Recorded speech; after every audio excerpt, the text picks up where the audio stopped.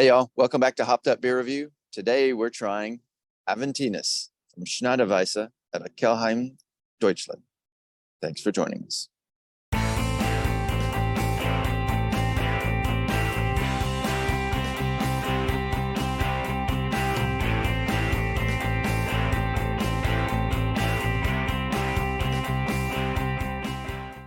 Hey there, everybody. Welcome to Hopped Up Beer Review, the show where we give you our unprofessional and somewhat biased opinion about the beer we are drinking and reviewing. We are back for another episode, so please be sure to like, subscribe, and cheers that notification bell if you have not done so already. Also, come by and check us out on social media. Links are below in the description, and come say hey on our Discord server. We would love to chat with you there. I've got Jay. I've got Andy in the attic. What are we drinking today? That is German. Aventinus from Schneider Weisse out of Kelheim, Deutschland, Germany, for those who don't know. Crack-a-lackin'. All right, is it going to spew? Oh, mine's good. Oh. All right. Very rewarding. You never know. Well, these are some you got in Helen, wasn't it? So they weren't pressurized on the plane. Correct. So it's a Weizendoppelbock Doppelbock. So it's a wheat Doppelbock. That smells really, really good. 8.2%, 16 IBUs. Therefore, the 8.2, the double the box. Then, going to be there a while. A little bit of foam. We need to... Cheers, mates. Cheers, mates.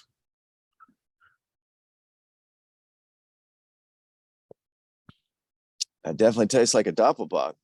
Yeah. Yeah. A little. You taste a little alcohol, some sweet boozy with that. Yeah, the nose for me is basically banana bread. That's what I smell. Dude, it is nothing like that swill. No, I'm not saying. He's saying it smells like banana bread bananas. beer. The actual bread. It smells like banana and bread, not banana. Not the beer. Yeah. Let me preface for which that. you will be supplying a link in this. Quite possibly, yes. We said we were never going to mention that beer again. So. You said that. You the one who said it. I didn't even say the name. So anyway, Banana bread. Aventinus, the beer, was named after a Lower Bavarian historian named Johannes Aventinus. Excuse me. This beer was first brewed in 1907. They claim for this to be the oldest wheat Doppelbock in Bavaria. It's made from the Hallertau Hercules hops and the what did they say, the wheat malt and barley malt, and it's an unfiltered Doppelbock here. So the brewery,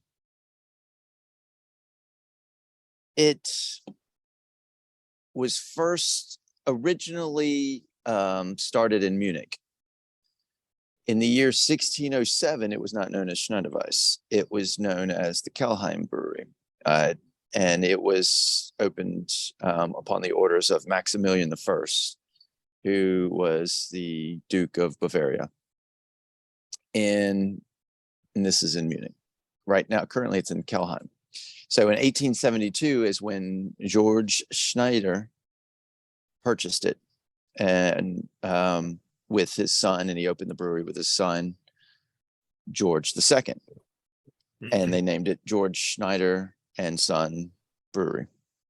Then eventually through the years, George III takes over in 1890. Then he dies. Well, his son, George IV, is technically still too young to run it. So his wife takes over in 1905. Now, she has to do this covertly. So you're thinking 1905, women don't run businesses. And so she was able to keep it running, in secrecy. And she's actually the one credited for this beer. So in 1907, I think her name was Helen. So she was able to keep the doors open, and it prospered. And it even stayed open during World War I, where half the Bavarian breweries had to shut down. So George IV becomes old enough, he takes over, and he was able to withstand the Depression, Nazis, World War II. Now, during that time, they were in Munich, but they had purchased brew houses or breweries in other parts of Germany, Kelheim being one of them. And after World War II, that was actually the only brew house or brewery of the Schneider Weisse still functional. So instead of trying to rebuild in Munich, they just transferred all operations over to Kelheim. And interestingly enough, they were when they were still in Munich, they were one of the breweries that served during Oktoberfest. So only Munich breweries could serve during Oktoberfest. So after they moved, they could no longer serve. And they had a Festweisse is what they served for Oktoberfest. So currently it's under George VI. Yes. Do you have a question, sir? Yes. This might not be part of your dissertation and discussion. Probably isn't, 'cause I'm about at the end. I was just curious if you knew why there was a little cloud over his shoulder. Is that the foam on the beer? Or? Yeah. Is it the foam on the beer? Or is it a that's what it cloud? is. Or what is it? No, it's the foam on the Yeah, beer. you're talking about this whiteness? Yeah. Yeah, that's the foam on the beer. He's holding a mug there. Yeah. It's deceptive. Could, hey, you could say they withstood some cloudy times in there, ominous. Anywho. Maybe I need to get glasses. or you could say Jay needs glasses. So currently George VI is running the show there with Schneider Weisse, and there is a George VII. So currently living. So maybe one day George VII will be the man. It seems very favorable that will be the case. No. Do you see the arches in the background? Mm-hmm. The light in the attic isn't the best this evening. Yeah. Well, it's got words on it. It's like a right. Like not a scroll, like a ribbon. So, has anybody had this before? Not that I'm aware of. Nope. Never even heard of Schneider Weisse. Yeah, I mean, have we had a Weizendoppelbock? I mean, we haven't had not one labeled recently. as that. Yeah. Yeah. I don't think I've had one outside of this one, and didn't think we had done one for the show. So I'll go. Oh, go ahead. Oh, before you go, one thing I did want to throw in there. If you looked on your Untapped, if you were to look this up before, it has Aventinus, and then in parentheses it says TAP 06, TAP 06. That's the tap number that they have in their brew house, or their, yeah, it's down there on the bottom. Yeah. Mm-hmm. Is that the bottom of the It's can? on the bottom left hand of the can. Oh yeah, man, tiny. So they other tap numbers are for different brewery beers of the brewery. So anyway, the tap number specifically is designated for this beer. So 06 is this beer. Mm-hmm. I guess a little flair that they throw in there. Yeah, that's cool. All right, sorry to interrupt. Yeah, I was gonna say I'll go first. What you think. So You have had this before, though. Who? You. Me? Yep. I wonder when it was. I guess I won't go first. It wasn't memorable. You had it in Helen, probably, huh? No, it looks like a long time ago. 2019. Don't remember. But Good nevertheless, thing I shall go Jay's last. doing his So Jay, why don't you go first? Yeah, I'll go first. I'm not, Ben always likes to phrase himself not being the IPA guy. I'm not a wheat guy. There was a phase in my life where I absolutely loved wheat beers, but I don't know if I've gotten more of kind of an allergy to wheat, but Lord, I hope not, because it's in everything. that rebellious wheat phase of your life. Yeah. So, it's got a great robust flavor. I mean, there's a lot going with this. It's complex. It's got the sweetness. It's got some malts. So you can taste the various different hops going with it. The Hallertauer we've had before with the Advent calendar. So all that said, from wheat to the sweetness, it's something I would drink again, but I'm not going to search this out. It's probably a 6.5 for me. Okay. Andy, Excuse me. what say you? Let me drink her down some more. Is that your first sip? I did have to talk a bit on this one. Yeah, you Anywho, did. It was a good history lesson. I rather enjoyed it. This, I'm a fan of Doppelbocks, and having a bit of a wheatier taste to it. It's pretty neat. I don't think I've had a Weizenbock Doppelbock that I can recall. I mean, we could have, but they just did not go to clarify that it was. And as we learned about other Bocks or Doppelbocks, that some of them, the originals, were actually wheat ones. I can't remember which one we did last month, but we learned about that. But I like this. I like the malt. I like the sweet. It's got the character.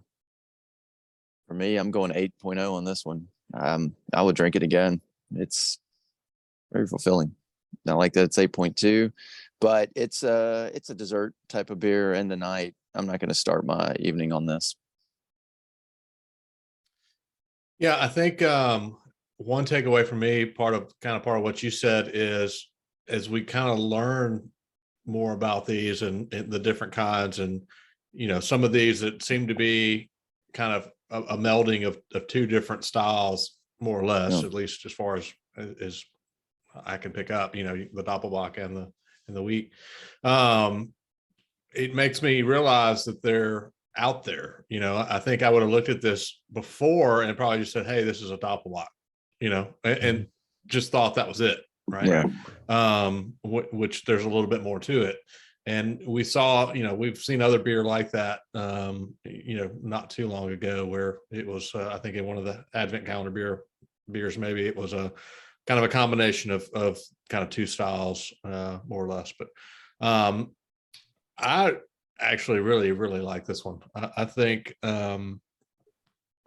definitely on the nose, I definitely got that banana bread, but it's definitely, for me, it's sweet, but it's not that sweet. It's not a banana bread beer sweet, of course, which was more like Laffy Taffy. And of course, it was Andy's favorite desert island beer, as he mentioned.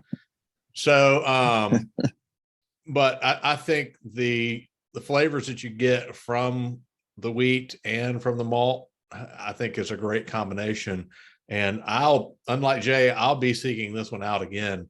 It's an 8.5 for me, for sure. It's really good. I would drink this first beer, last beer. I think it's any time of year, great beer. It's a boozy one. Yeah. Put it in your backpack, go in the desert, just refresh yourself. Exactly. I mean, if you wander off in the desert and you get lost, you better hope you have a few of these with you, because that's going to be any time of day, any time of year, no matter the location. That's right. Perfect beer. All right. That's going to give us a 7.7 for the Aventinus Weizendoppelbock. There we go. Jay was gracious enough to point out that I basically gave this one a 3 out of 10 when I had it back a few years ago, and how the times have changed that I would now give it an 8.5. So, I guess So I'm going to take unprofessional. this. I'm going to take this moment to say, you know what? If there's a beer that you didn't like a long time ago, Try it again. give it another shot. Yeah. Your taste may change. I was not a big fan of wheat beers back when I had this one the first time. And I have come around and I like wheat beers a lot more, and actually will seek out wheat beers now, where I used to not. So definitely refined your palate. Things change. You get older, things change. So Except for banana bread beer. Don't ever try that again. Just don't do it. I mean, you try it, give it a shot. But I was going to say, I don't want you guys to read into this to think that I'm going to suddenly start liking IPAs. Okay. Because that's not going to happen. Oh, come on. I mean, I absolutely did not like them at all. You've given an 8 on an I went IPA. 180 degrees. I think it's not so much the IPA, it's the bitter. I think I don't like the bitter. Yeah, but there are some fantastic IPAs that they don't necessarily have that bitterness. There are some that we like. We're going to get into some. Yeah. All right. We've got some coming up that'll be a challenge for Ben, and some that he'll love. Stay tuned. We shall see. The jury is still out on that. Until then, though, be sure to go try a beer you haven't had in a long time, maybe one you didn't like, especially. And also be sure to like, subscribe, and cheers that notification bell. Check us out on social media. Tell us a beer like this one that maybe you had that you tried again and then you liked it the next time. I wasn't a huge fan of Guinness the first few times I had it, but now I love it. So, it's just another example. For Andy in the attic and Jay, I'm Ben. Cheers, mate. Cheers, mate. You sure you're Ben?